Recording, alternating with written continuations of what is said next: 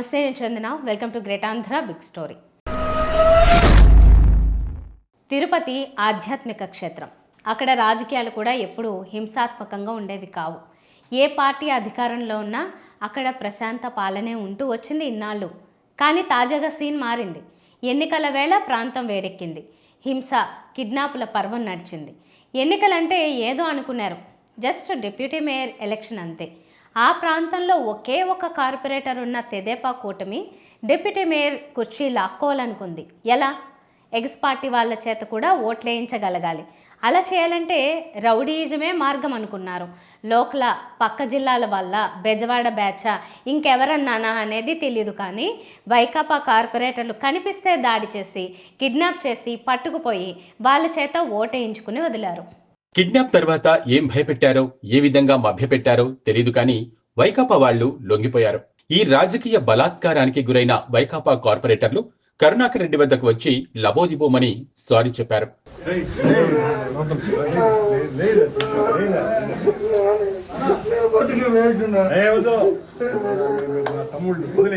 చాలా ఇబ్బందులు పెట్టినారు. లేదంటే నేను తట్టుకొని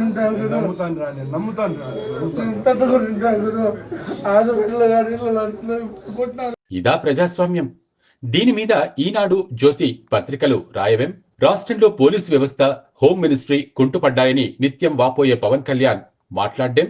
ఉత్తపుణ్యానికే నోరు పారేసుకునే షర్మిల నోరు మెదపదేం? సబ్కా సాత్ సబ్కా వికాస్ అని నినదించే భాజపా సౌండ్ చేయదేం? ఎవ్వరూ కిమ్మనట్లేదు. అంతా గప్చుప్. ఇంతోటి దానికి ఎన్నికలెందుకు? వన్ నేషన్ వన్ ఎలక్షన్ సంగతి తర్వాత. అది చాలా పెద్ద విషయం. ముందు వన్ స్టేట్ వన్ ఎలక్షన్ పెట్టాలి. గెలిచిన ముఖ్యమంత్రి కార్పొరేషన్స్ని డిజాల్వ్ చేసి తనకు కావాల్సిన వాళ్ళని నామినేట్ చేసేసుకుంటే సరిపోతుంది. ఎన్నికలు పెట్టడం ఎందుకు? ఈ బహిరంగ రాజకీయ మానభంగాలు ఎందుకు? ఈ దిశగా రాజ్యాంగంలో మార్పులు అవసరమయ్యేలా ఉంది. అయినా ఇక్కడ ఒక చోద్యం చెప్పుకోవాలి. ప్రస్తుతం రాష్ట్రంలో ఉన్నది కూటమి ప్రభుత్వం. 164 ఎమ్మెల్యే స్థానాలు, 21 ఎంపీ స్థానాలు వాళ్లవే. ఎక్కడ చూసినా వాళ్లదే అధికారం, వాళ్లదే హవా. ఒక్క తిరుపతి డిప్యూటీ మేయర్ పదవి కోసం ఇంత యాక్షన్ ఎపిసోడ్ దేనికి? కామెడీగా లేదు?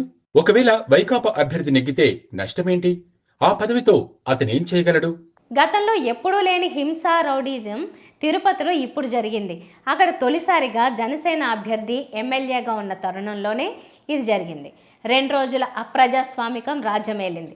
బస్సుల మీద దాడి చేసి, కిడ్నాపులు, ఇంటి మీదకి వచ్చి ఎత్తుకెళ్లి ఓటేయించడాలు గతంలో ఎప్పుడూ చూడని దృశ్యాలు. ఇలాంటి చర్యల వల్ల సాధించేదేంటి? రేపు అధికారం మారే రోజు వచ్చినప్పుడు అవతలి పార్టీ వాళ్లు దీనికి రెట్టింపు చేస్తారు. అప్పుడు మాత్రం తెదేపా మీడియా మొత్తం ఇదే వార్తను ప్రధానంగా చూపిస్తారు. ఇదా కావాల్సింది? ఇది ఒక్క తిరుపతిలోనే కాదు, ఎక్కడ ఉప ఎన్నిక జరుగుతున్నా రాష్ట్రంలో ఇదే వాతావరణం. అంత మెజారిటీ ఉన్నా ఎందుకంత అభద్రతా భావం? జగన్ మీద రాజకీయ ప్రతీకారాలు తీర్చుకోవట్లేదు కనుక పైకి మాత్రం చంద్రబాబుని ధర్మరాజులా చిత్రీకరించే పనులు జరుగుతున్నాయి తెదేపా మీడియాలో. కానీ క్షేత్రస్థాయిలో జరిగే దాష్టికాలు అన్నీ ఇన్ని కావు. అక్కడ అలాంటి సంఘటనలకి తావు ఇవ్వగలిగే ప్రభుత్వం నిజంగా తలుచుకుంటే జగన్ని, అతని అనుచరగణాన్ని, వైకాపా పాలనలో తెదేపా నాయకులపై నోరేసుకుని పడిపోయిన ప్రతి మంత్రిని ఇబ్బంది పెట్టగలరు. అంతటి కసి వాళ్ళలో ఉంది. కానీ అలా పెట్టనీయకుండా ఆపుతున్నది ఎవరో మరి. చంద్రబాబులో ఉన్న ధర్మరాజా లేక మోదీలో ఉన్న కృష్ణుడా? ఎవరికి తోచింది వాళ్ళు ఊహించుకోవచ్చు. ఇది వాళ్ళ బిగ్ స్టోరీ. మరిన్ని టాపిక్స్తో కలుద్దాం. నమస్తే.